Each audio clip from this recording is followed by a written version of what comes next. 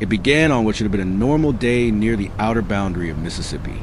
Wide open fields, quiet roads, a place where nothing unexpected ever seems to happen. Then, without warning, the ground itself appeared to move. From the far edge of a large field, a dark line formed and rushed forward. At first, people thought it was an illusion, but within seconds, the shapes became terrifyingly clear. A massive herd of wild boars, more than 20, possibly 30, charging in a tight formation at nearly 25 miles per hour, heads down, bodies aligned, moving with raw force and purpose. They didn't slow down. The herd crossed straight into the city limits. Panic exploded. Shoppers froze. Pedestrians ran. And then the boars slammed directly into a storefront. Thick glass doors shattered instantly under the impact. Alarm screamed. Shards scattered across the sidewalk. By the time the dust settled, the damage would later be valued in the millions. That incident was not isolated. It was a warning. Across Mississippi, nights on the highway became increasingly dangerous. Vehicles traveling at full speed had no time to react when wild boars suddenly emerged from darkness. In a single month, more than 50 collisions were reported. Cars were totaled. Roads were blocked. Lives were put at risk. What was once rare had become routine. State officials could no longer ignore the pattern. Wild boars were no longer just destroying crops or farmland. They had crossed a line. They were now a serious public safety threat, capable of shutting down highways, damaging businesses, and endangering entire communities. Traditional control methods failed to keep up. Dense forests and wetlands gave the animals cover. Nightfall gave them advantage. On foot, hunters couldn't match their speed. From the ground, visibility was limited. The terrain belonged to the boars. So the strategy changed. The response came from the sky. Helicopters were deployed to track and intercept the herds from above. From the air, movement patterns became visible. Trails hidden on the ground stood out clearly. Herds fleeing through thick vegetation could be followed without losing sight. For the first time, humans had an advantage equal to boars' speed and adaptability. Inside the aircraft, tension was constant. Hunters scanned the ground below while maintaining strict safety discipline. Every second mattered. If the boars reached dense cover, they vanished completely. Rotor blades thundered overhead. Dust rose from the fields. Trees shook under force. The chase began. This wasn't chaos. It was coordination. Each team member had a defined role. Communication was fast and precise. Mistakes were not an option. Protective gear was mandatory. Weapons were inspected repeatedly. Every action followed legal regulation. As Mississippi escalated its response, one reality became clear. This was no longer about hunting. It was about control, about protecting lives, and about stopping an invasion that refused to slow down.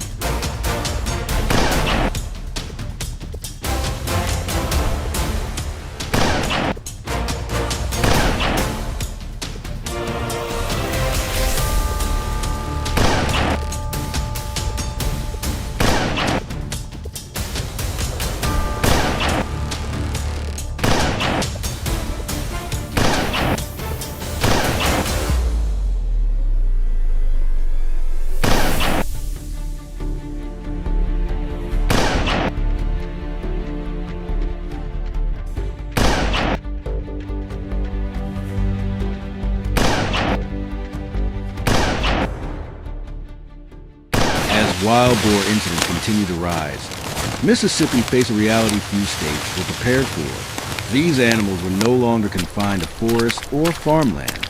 They were moving freely between wetlands, highways, and the edges of cities. Fast, organized, unpredictable, ground-based control methods simply could not keep pace. Boars learned routes quickly. They moved at night, using darkness and thick vegetation as cover. By the time response teams arrived, the herds were already gone. Each failed encounter made the animals smarter, more cautious, Harder to stop. That was when officials approved a drastic shift in strategy. Aerial response. Helicopters changed everything. From above, the land revealed patterns impossible to see from the ground. Trails carved through marshes. Herds splitting and regrouping under tree cover. What once felt like chaos suddenly had structure. Inside the aircraft, every movement was deliberate. Hunters were secured, weapons stabilized, eyes locked on the terrain below. The pilot kept the aircraft low and controlled, matching the movement of the boars as they ran through open ground and into dense forest edges. When a herd was spotted, the window was short. Boars could vanish within seconds if they reached heavy cover. Hunters had to react instantly. Communication was sharp and nonstop. One voice tracked movement, another guided the aircraft. Timing was everything. Gunfire echoed over the rotor's thunder. Dust and debris exploded from the ground as the boars scattered at full speed.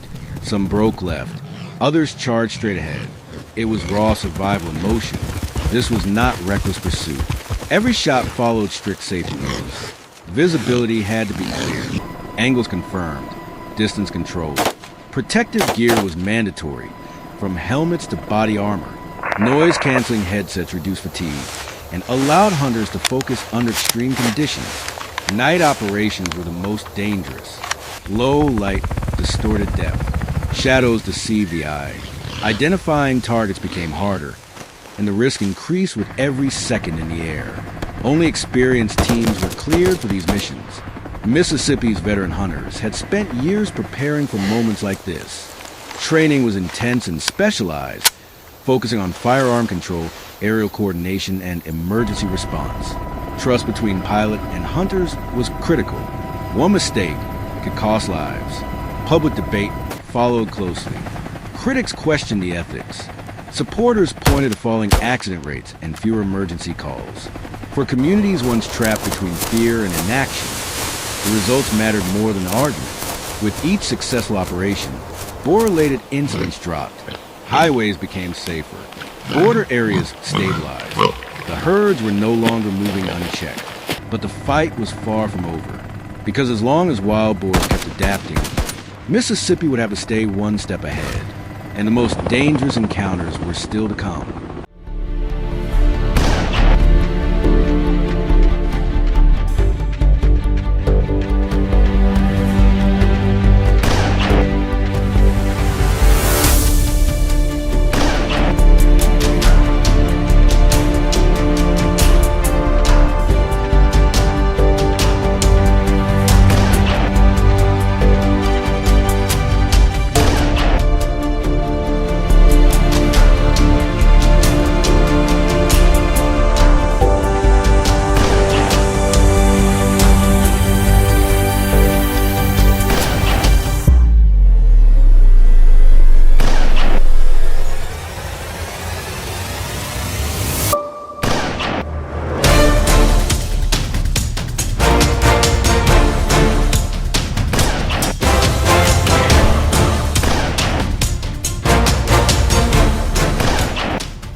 As the operations intensified, Mississippi entered the most aggressive phase of wild boar control. By now, the herds had adapted to pressure on the ground.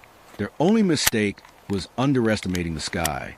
Helicopter teams were deployed repeatedly, tracking movements day after day, forcing the boars into open terrain where escape options were limited. From above, everything happened fast. Herds burst from tree lines like shadows coming alive, sprinting at full speed across fields and marshes. Hunters barely had seconds to react. The pilot dipped the aircraft, matching the animal's pace while keeping a safe range. Communication became sharp, almost instinctive. Directions were shouted, targets were confirmed, and then the shots rang out. Gunfire cracked through the air, each shot deliberate and controlled. One boar dropped, then another, while the rest scattered in panic. Dust, mud, and broken vegetation flew into the air as the animals fought desperately to survive. This was no longer containment. This was elimination. Every few moments, another firing pass was made. Hunters leaned into their harnesses, steadying their aim as the helicopter hovered and advanced in short bursts. Missed shots were costly. A single mistake could send an entire herd back into thick forest where they would disappear for weeks.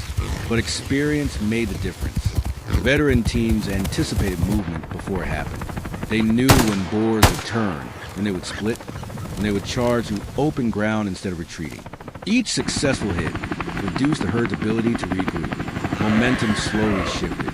The helicopter's rotors thundered above the canopy, shaking branches and forcing the animals into the open. From this height, there was nowhere to hide. The aerial advantage was absolute. What once took weeks on foot was now achieved in hours. Still, danger never disappeared.